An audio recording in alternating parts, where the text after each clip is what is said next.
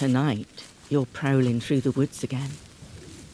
Our woods that protect me, that keep away people who aren't meant to find me.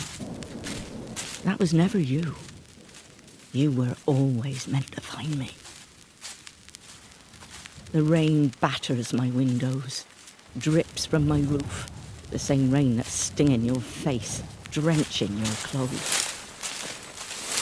Yes, let it all out. Everything you kept inside all day. Enjoy your freedom in the darkness. I give you the secrecy, the solitude you need to write, to be yourself like nowhere else ever could. And you take care of me like no one else ever has. You're Menabilly. You're running now, down towards your favourite beach. It seems impossible that this could all come to an end. We cannot let that happen.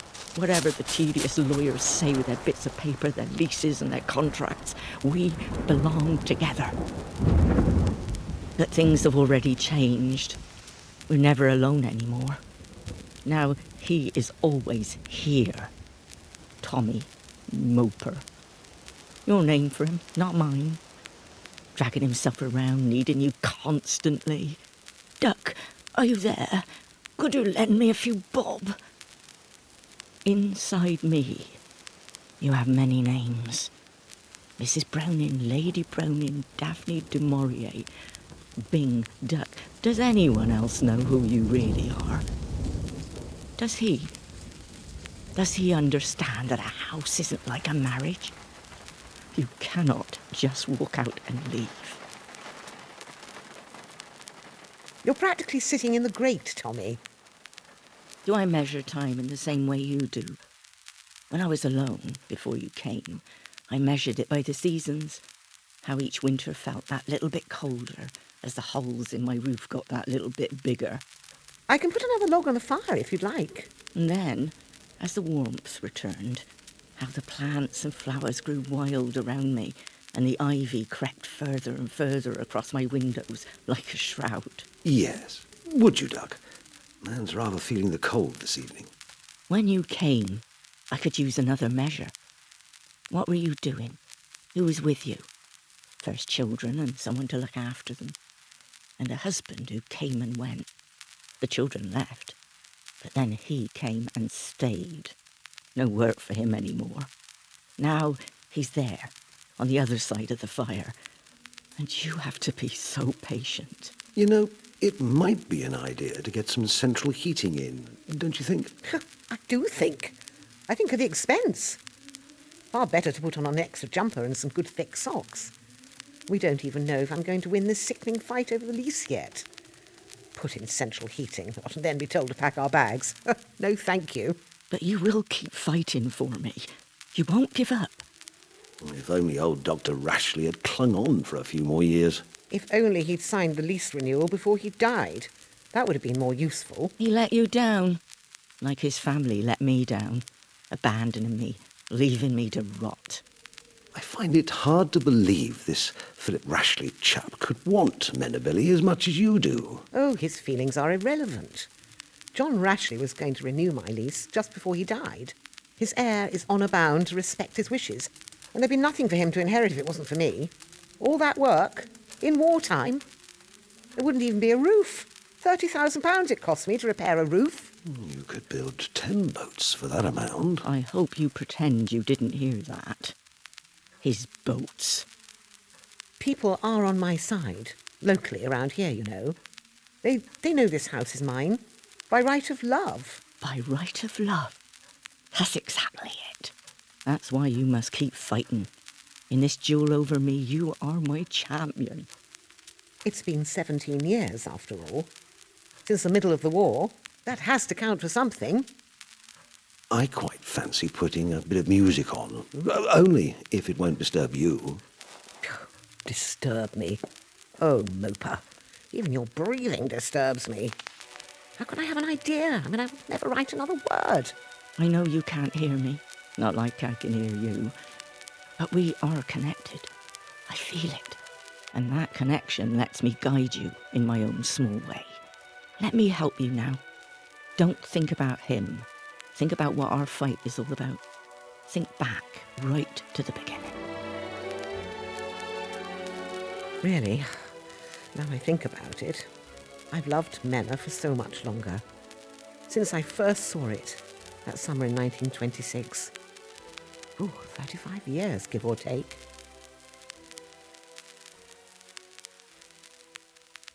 Daddy and Mummy had bought a house for family summers in Cornwall. I wasn't even 20 and determined to find the legendary Menabilly. So off I tramped with my map in search of the most elusive house in Foy. But when I finally found a path, I couldn't beat my way through that fortress of undergrowth. I could sense someone approaching, someone unfamiliar. It was alarming, but exciting too. Could this be my saviour, my rescuer? Then no one arrived. That first attempt was a total failure, so I tried again, this time from the lodge across the park. Trespassing. But that only made me more alluring, didn't it? Absolutely thrilling. Through tangled shrubs and trees arching over my head and more shrubs, and then there it was. At first I was shy. I knew I looked far from my best. But that feeling didn't last because It was everything I hoped it would be. I knew, immediately I knew, I was appreciated again, that someone was seeing me as I really am. Not overwhelming, not at all like a stately home, just 2 stories, but so impressive, beautiful in its simplicity. And the very best thing, well, the only thing, its solitude. Blissful, enchanted solitude. Here, finally, was a house I could lose myself in. Then you left. I was so sure you'd come again. I'd allowed myself to hope. And nothing. But I had to wait. I simply had to work and earn my own money. But we'd made a connection. It was undeniable. Because there was a time when I felt very close to you, even though you weren't near me. And when I married, I had to follow Tommy everywhere. The lot of an army wife. Egypt. Oh, that loathsome climate. Sweating over my typewriter, the keys sticking to my fingers in that furnace of a room. Desperately trying to work out what would happen in Rebecca, what the tragedy was that was looming. I helped you then, didn't I? The thought of me gave you inspiration. And when I ought to be working, I was dreaming of Cornwall, a sea breeze across my face, and this house, Menabilly. And I imagined what it would feel like to see the house for the first time, as the young girl does, the girl who takes Rebecca's place, knowing it was going to be her home. And I was going to be your home. Daphne?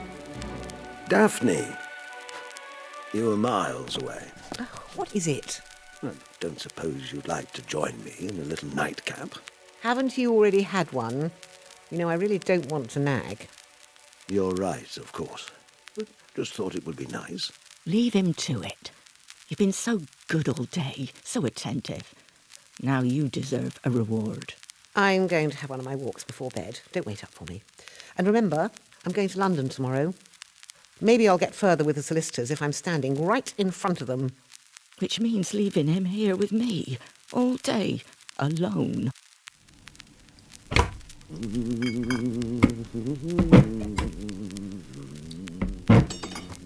When you're away from me, I remember what it felt like to be with other people. Now, let's get all this clutter out of the way. I don't mean that I haven't been loved before. I know that I have. As a building, as a show of status, as a family home. There you go. A very decent gin. And another very decent gin. In your nice little hidey-hole, saved for a rainy day. Then again, one drink won't hurt while I'm home all on my own. But what we have is more than that.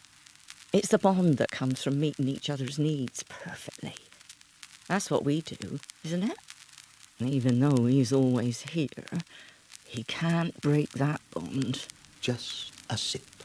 A very tiny sip. Tommy, you in? I managed to get an earlier train, thank God. But it's such a relief when you come back. Damn and blast it. Just a moment. Well, you look all in. Wretched day? What are you doing in this old bathroom? Well, I thought I might have left my... but I haven't. So, what do the legal stuffed shirts say? Oh, complete waste of time. So lovely to see you, Lady Browning, but all the barristers in all the world agree you have no chance whatsoever of winning a case against the current heir. All the legal rights are on his side. I'm so sorry. Legal rights, yes. But don't they recognise other sorts of rights? And when I dared to mention everything I'd done to the place, he pontificated at me as though I was a particularly dull child. The terms of the lease you were granted in 1943 were very clear. Your responsibility for maintenance is one of the conditions. The heir has already waited a considerable period of time. And let him wait even more time. But if that's the case... And it was very unwise of you to ever consider Menabilly your permanent home. If that's the case, maybe it's best to retire from the field gracefully. Well, rather than... Rather than what? Rather than cling to a house where we don't have the right to breathe. It's lunacy, plain and simple. No guts. No staying power. Oh, I'm very tired. I need to change out of this straitjacket of an outfit and sleep. Well, I'm sorry, but if it really is a lost cause... Don't pay attention to him. This is nothing new for us. Everyone thought you were mad, even your children when they were small. I remember that day you brought one of them to meet me. She couldn't see the beauty you saw or feel the enchantment you felt. What's Mummy doing now? Oh, is she kissing the house? Through all that ivy? Is this it? Is this the place you've dragged me miles to see? You said it was really, really special. Oh, it is really special, Tessa. Can't you feel it? Oh, you silly. Come and have a look. I'll pull the ivy away from the window. It's rotten inside, Bing. The wallpaper's hanging off, and bits of the wall are all over the floor. Well, that's because no one has lived here for a long time. It's got the most wonderful name, Menabilly. And it was built specially so no one can see it unless they're close up, like we are, or in exactly the right spot out at sea. It belongs to a man called Dr. Rashley, but he doesn't want to live here for one reason or another. I don't blame him. It's nothing that can't be repaired. Of course, finding men to do the work in wartime will be difficult. I mean, would be difficult. It's not a very tall house, is it? But it's very long. Imagine if it's rotten like that all the way through. I'm told there's one part that's much worse. A wing that got added on in the 19th century. You'd probably drop straight through the floorboards and into the cellars if you tried to walk around in there. Does Daddy know this house? Well, I've written to him about it. Maybe we can show him when he next comes home on leave. Well, he's never home for very long. Couldn't we do something different? Why would we want to come back here again? Well, we could play at imagining all the people who've lived here in the past. All their family secrets. I don't see how anyone could live here ever again. Don't you, Tessa? Shall I tell you what I think? I think the house is sleeping. It's sleeping and it needs someone who loves it to wake it up, nurture it, restore it to its former glory, and then hide away in it. Don't you think Menabilly would be the most wonderful place to hide away from the world? I do. Bing, Yes, darling? can we go home for tea now? It's been a long time since children have lived here, and there was always someone to help you with them. The pillows are just right. Thank you. But there's no one to take him off your hands. Just so glad to be home after 5 days in that bloody hospital. And they've been such a lovely 5 days here without... No, I shouldn't say that. Not when you're making such an effort. I don't know what else to do, Tommy. I'm doing my best, I really am. I thought the doctor was going to drop by to make sure you'd survive the journey. He has other patients, not just me. It's patients who are really ill, who actually need to be in hospital. Please don't let him upset you so much. You'll end up in hospital if you don't calm down.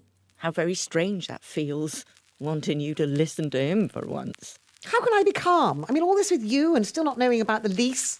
Well, there's been no news then, while I've been away. Oh, God, I'm not sure I can stand the strain much longer. I should just give up. But that's what they're counting on. They think you'll give up because that's what they do. It didn't take much for that family to abandon me. A little bit of damp, a few unhappy memories. Now you've done all that hard work, made me beautiful again. They want to waltz back in. That cannot happen. But I can't accept the fact that anyone else has the right to turf me out. Would that other place be so bad? What other place? Kilmarth, do you mean? Kilmarth? Kilmarth is just the dower house. It's only a mile or so away and smaller. What is so good about smaller? Not so damned cold in the winter. His comfort again. Oh, Mopa. Look at him, his little bed in his little room. He came home from the war and I put him here like quarantine, perpetual quarantine. But you explained it to him. How could he expect you to include him in your life here after so long apart? I was scared. I had everything I wanted here, just as I wanted it. My routine, my roots. The children had their routine as well. I didn't have to worry about them or their lessons. Nothing to get in the way of my work. All my precious, selfish evenings alone. You're being so hard on yourself. You were scared, but you were excited too. When they called to tell me that he was finally coming home after being stuck out in Asia with Mountbatten, long after the war had ended, You were ready to do your best. I was glad. Oh, Tommy, I really was.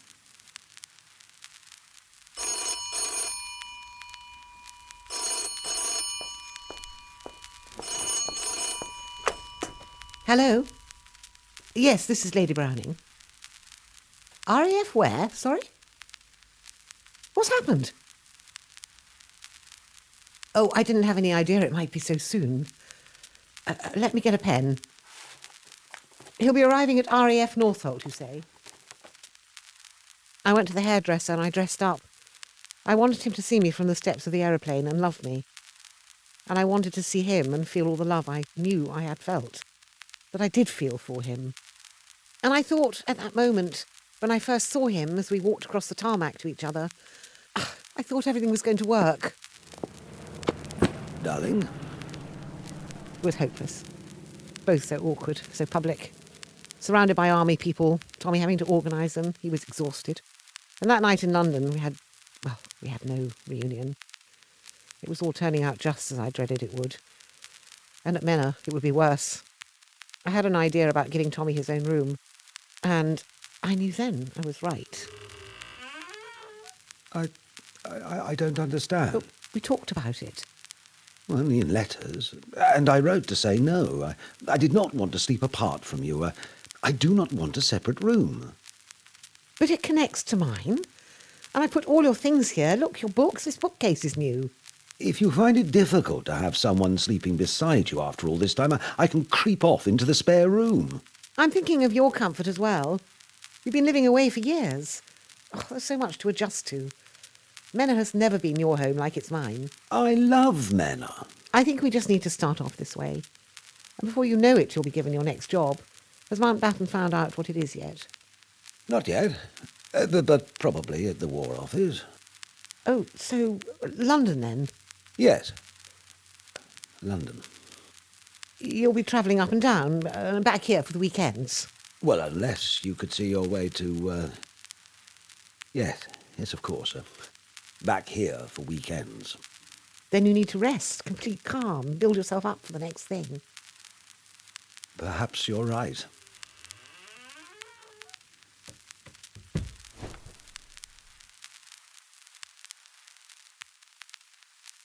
At last, the day we've both been waiting for. Cheers to my champion! Victory! The Battle of Menabilly has been won! We'll find a moment to celebrate quietly, just you and me. Champers for the gallant victor! This is very much a case of winning the battle, not the war. He's only given me another 7 years, after all. cheers to 7 years. Which is so much shorter than I wanted. And so much shorter than I wanted. That family enjoys playing with our feelings. Just enough time to make you grovel in gratitude, but not enough time to let us relax completely. Oh, better than absolutely no years, which is what those legal chaps said you'd get. Perhaps he decided to do the right thing and respect Dr. John's wishes. Or maybe he realised how unpopular he'd be, the wicked lord of the manor, who kicked his poor defenceless tenant out into the street. And her even poorer, even more defenceless husband. No, he sensed the bond between us and knew it was useless to resist. I wonder if Kilmartha's heard the news. The dumpy, plain little thing. Let's say hello to all the places in the garden I've been saying goodbye to. My wonderful little hut, my writing den. Oh, the only place on earth colder than Menabilly. And then we'll go through the woods to tell the trees the good news. Yeah, well, that's a bit far for an old chap and his leg, I think. You go. Yes. Now we can celebrate without him limping behind. He can't pretend it means as much to him as to you. I've always meant everything to you. Was he jealous? You used to think so. And that was why he had his other life in London. His work, his gadding about, his other home. Danger. 3 o'clock.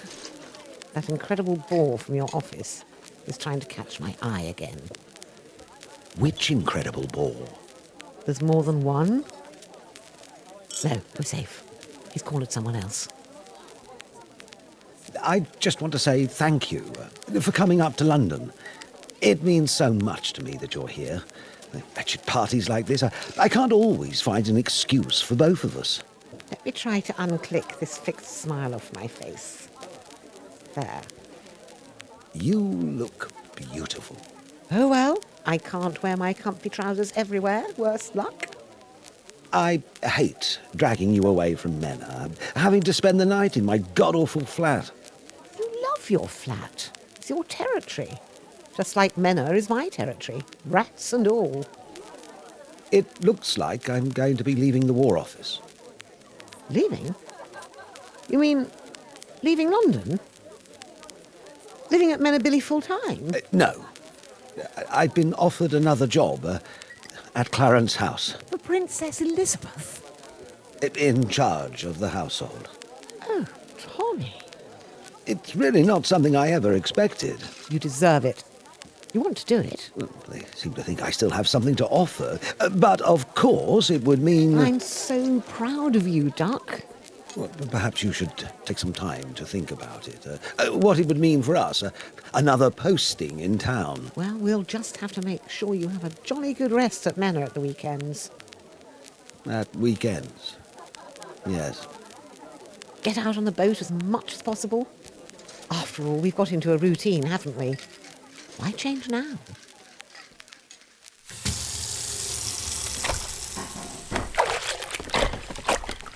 A royal visit. The young queen and her consort. It smells like they've disinfected every room. I can practically see my face in the floorboards. Would this be happening if the Rashleys had taken me back? Would I be shown off, displayed at my very best? What about the front door? And the drive? Oh, God, I bet there are weeds. You're not one for the finer tasks of housekeeping, are you?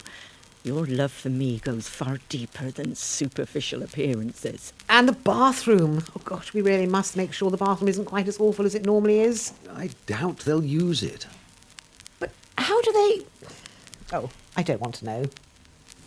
But since we've been able to enjoy our victory, and the threat of immediate separation has been removed, well, can I admit this? I know you can't hear, but I'll whisper it anyway. It was quite a nice feeling being fought over. And I've got absolutely nothing to wear. You've been retired for 3 whole years. I didn't think I'd have to make myself fit for royalty ever again. An ordinary nice dress is all you need. An ordinary nice dress. When did you last see me in a nice dress? Of course, there was only one side I wanted to win. But he makes it different. Nothing is going to change that. Apart from when he... No, that's going too far. And how much will they want to eat? Do you know how long they'll stay? Let me sort out the details, major and minor. I mean, that's my area of expertise after all. I'm not completely useless yet. And he's much more bearable when he's got something to do. Something to take his mind off his aches and pains. I know I'm being such a ninny, panicking like this. And you've been so looking forward to it, Duck. I don't have an area of expertise anyway. I can hardly offer to give them a reading from my latest book. Although at least there is one, finally. Just be charming and amusing and everything I'm not. When you were actually working for our esteemed guests, everyone thought you were very charming. You sound so supportive, so encouraging. But there's something else underneath. Words you aren't saying, grabbing at you, that won't let me anywhere near you. In my opinion, the root cause of your husband's ill health is psychological, emotional. Please fight it off. It's hurting me. How much can it be hurting you? I've been thinking about which of our friends we might invite. Will they want to go for a walk after tea? Who? Our friends? The HRHs. I know he would never leave you. But that's what makes it so difficult for him. Leading two lives, hiding things. Worse now. It's just so much to think about. Please, tell me your name. I remember this. There was another time when you felt this confusion, this pain. Nurse, am I on the right floor? I'm looking for my husband. I'm Lady Browning. I was told you were on your way. Such a long journey from Cornwall, isn't it? Is he, He was sleeping when I left him 5 minutes ago. Follow me, please. Your husband is under Lord Evan's care. You're sure you won't have anything to drink? He looked so pale, utterly done in. Quite sure. Oh, no, thank you. Do you think I'll get the chance to speak to him today? I'm rather hoping he'll sleep for a good while yet. You'll be staying in London? Yes, at Tommy's flat. Have you found out anything for certain yet? He collapsed, you said, just keeled over. Well, we're still running tests to ascertain the physical cause of the trouble. Is it his leg, or is it his stomach again? It's always been his stomach, ever since he was young. I believe we may be looking at some liver damage. Gosh, I know I should have made more of an effort to cut down his drinking. I really wouldn't blame yourself, Lady Browning. Drinking too much is not uncommon for men with your husband's army experiences. In my opinion, the root cause of your husband's ill health is psychological, emotional. Emotional? But clearly his work with the royal family is very demanding. Everything Tommy has ever done has been very demanding. That unlucky generation. 2 world wars. Indeed. But is there anything else you can think of, an event or a situation that might be causing additional strain? I really don't know. Just something to think about. Now, why don't we see if the patient is awake? And if not, you should take yourself off to that flat you mentioned. Eat something. Try to sleep. I'll ring you if there's anything you need to know.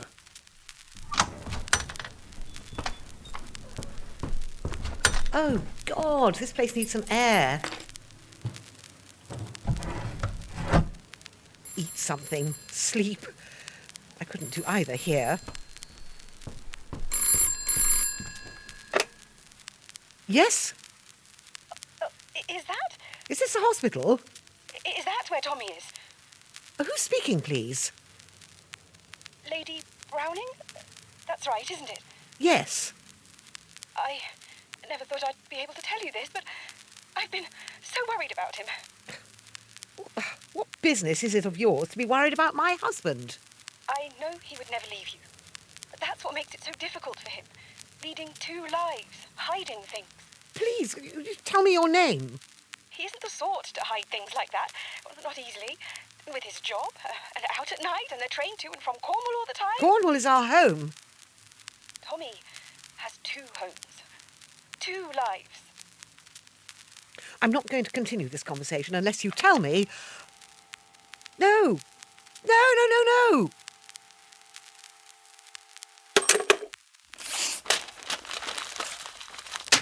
How much longer have I got to listen to this?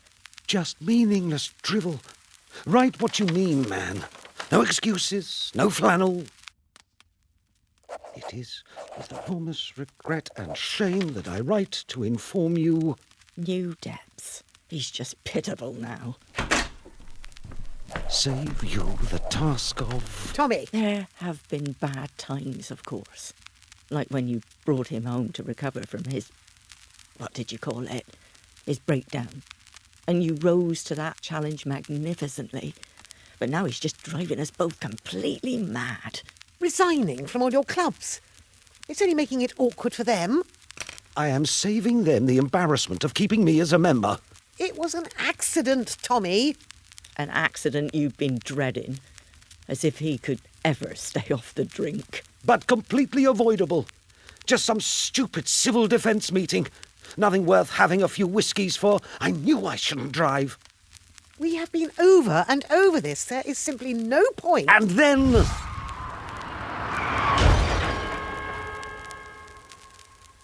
Oh, God, Daphne. Those poor people. I was just as worried about them as you were. But they've both recovered. They'll be leaving hospital soon. Whereas we'll have to listen to your constant moping forever, it seems. Arrested in an unfit state to drive. So utterly humiliating. But you must face it and accept it and try to move on. What else can you do? Things were getting to be almost tolerable. But he had to ruin it through his weakness. And if he's given up his clubs and his little jobs... Stop this now and get some fresh air. A sail, maybe. You need to buck up. He'll never have anywhere else to go. He'll never leave us alone. I don't want to buck up. Besides, people will see. It would look like I'm enjoying myself, which I have no right to do. Look at me. At me. What people think doesn't matter. It does to me. Oh, finish your letters then. There'll be no more royal visits now. No more showing me off. He'll hide away, skulking from room to room, wearing you down with his neediness. It's everything you feared would happen when his other life ended and he shackled himself to yours.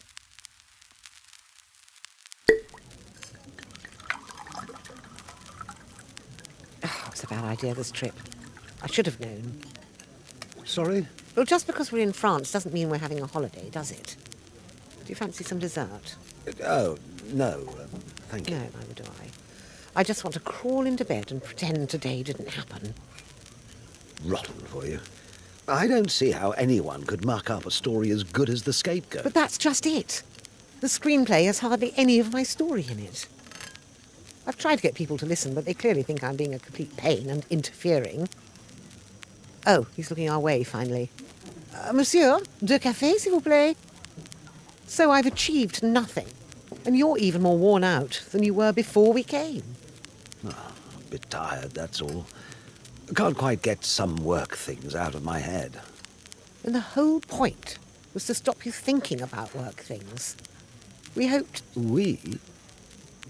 I happened to mention to Prince Philip that I wanted you to have a break, and he thought it was a good idea. That's all. It's been a year since you were in hospital, and it seems sensible to take stock. Or you both think I'm an old wreck who's no use to anyone. No. Merci. No one wants you to stop. But if you carry on, what will it do to you? Quite possibly something even worse than last time that you won't be able to recover from. I do see that's probably true. And it makes sense to go while you're still feeling up to the handover, leaving everything as you'd want to. I know I shouldn't complain. I have you and Mena to retire to. We'd be together finally, with nothing to pull me away. No army, no war, no queen or prince. No more Sunday night trains back to London? It will mean the most enormous change. Oh, you can find some other way to be useful. I meant for you. No, nonsense. I don't want to get in the way, take up too much of your time. You must write, just as you would if... If I can think of anything to write. Nothing brewing at the moment, then? For a novel, no. Well, then, perhaps we could do some sailing together. But I have been thinking of a biography. Branwell Bronte. Biography? Yes. Oh, I'd love to make a thorough job of it. Lots of lovely research. In Yorkshire, of course. London, even. But you've always hated having to go to London. Oh, I know, but it's in a good cause and all that. Yes. I quite see. So, it's settled then? You're going to retire? I suppose I must. Yes. I think you really must.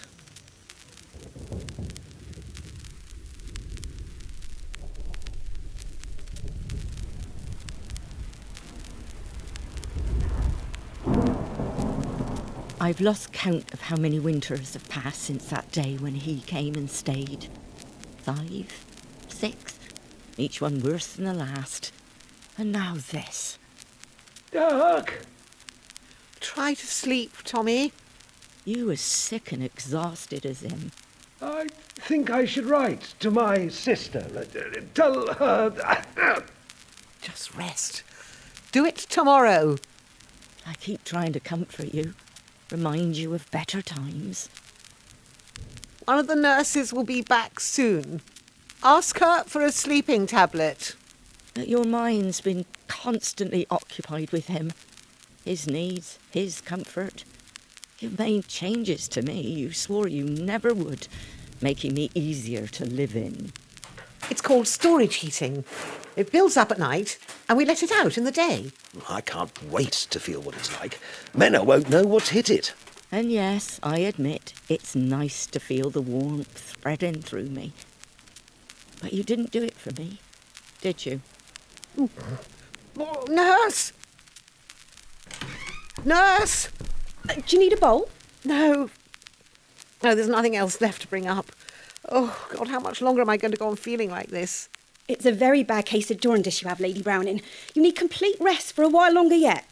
Because you've been running yourself ragged over him. Are you all right? No need to worry, sir. He sounds worse. It's bronchitis now. Before, I was always able to distract you from his grumbling and self-pity. But now, when I have to admit he does seem genuinely ill, I can't reach you like I used to. And something else new. I've heard you refer to him with admiration. His fortitude, how bravely he's bearing up. I can wheel this thing myself, darling. I've no business blubbing when you're the one who's being so brave. But I keep hearing the doctor when he said... When he said they'd have to chop my foot off. But it wasn't such a surprise, was it? And when a man's been so fortunate in his life, he should be able to take a blow like this. There. Did you feel that? Something has happened. Lady Browning, Yes? you must go to your husband now. He's much worse. I've rung the doctor. I'm here for you, like I've always been. Tommy? Tommy? He's not breathing. He's not breathing.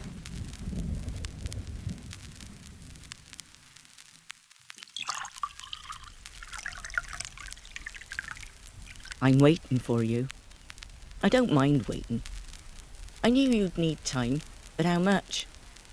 I did think with just the two of us now, we could get back to what we had before. You don't have to keep checking up on me, Tessa. But there's an obstacle, like a wall between us. What is it? Visiting isn't checking up, Bing. And there's other interference. Children. Not the little running around kind. Big children. And it's a lovely day. I thought we could have a good old walk and natter.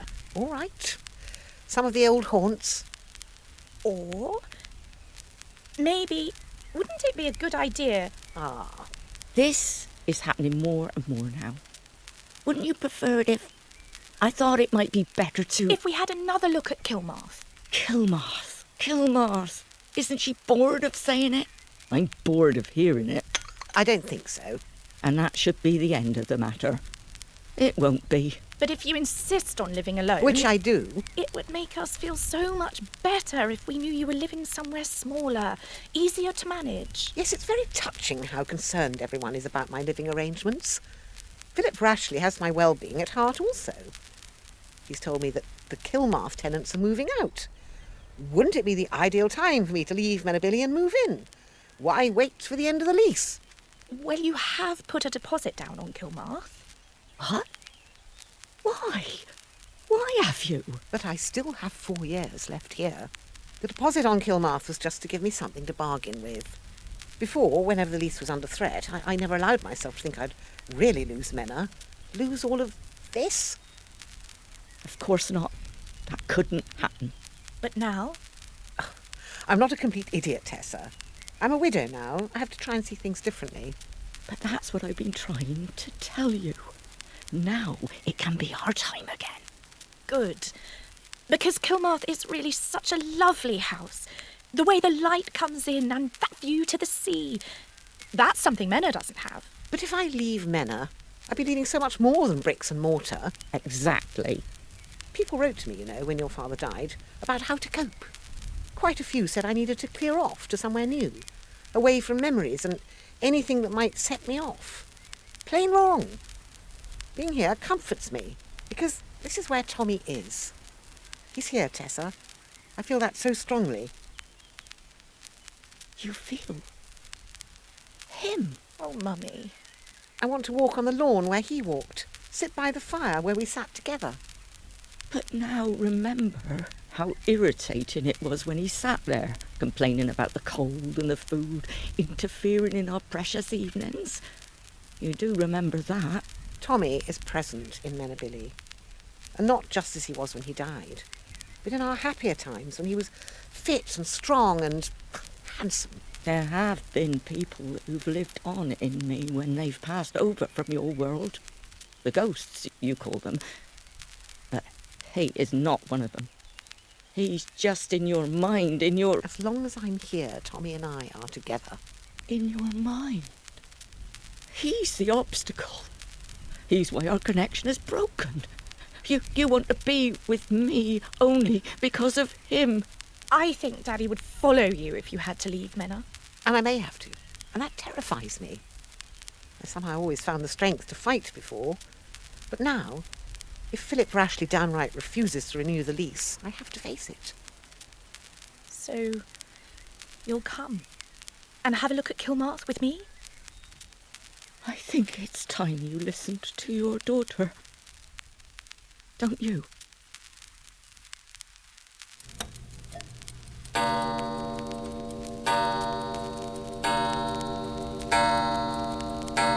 It's late for her to still be coming and going.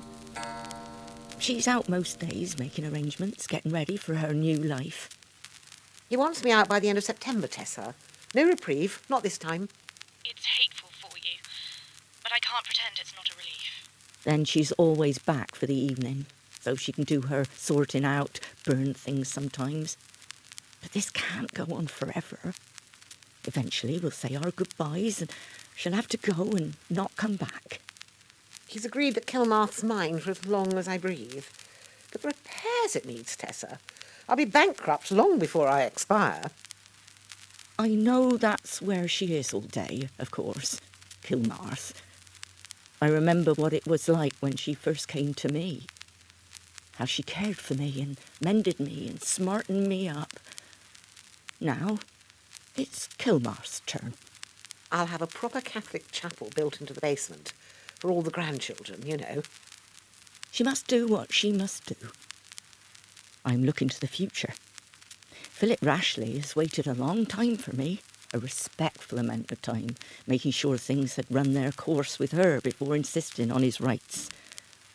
And I'm sure he'll want to keep me looking at my best, won't let me rot like the others did.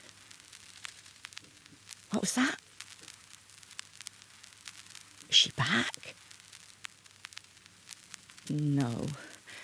Perhaps tonight is the time I should say my goodbyes, finally. I've kept meaning to when it's felt like she was saying her goodbyes to me. Or rather, lots of silent, half-said goodbyes. walking down the stairs very slowly, her hand gently brushing the banister so she'll always be able to remember what that feels like. Or standing outside, looking up at me, every window, every brick, as she did in the beginning. It's sleeping and needs someone who loves it, to wake it up, nurture it, restore it to its former glory, and then hide away in it. Don't you think Menabilly would be the most wonderful place to hide away from the world? I do. I've been putting it off until the perfect moment. That's the trouble. I'd wait until she'd finished her sorting and clearing for the evening, when she'd settled by the fire. And I'd lead her mind through the wonderful times we've had. And then I'd thank her, and I'd wish her good luck. Just that. Yes, I'm ready. It's getting dark. She's never been this late before. She's always back. Unless... No! She wouldn't do that to me. Not before I'd said goodbye. She'll be back. And I'll say it. I'm ready now.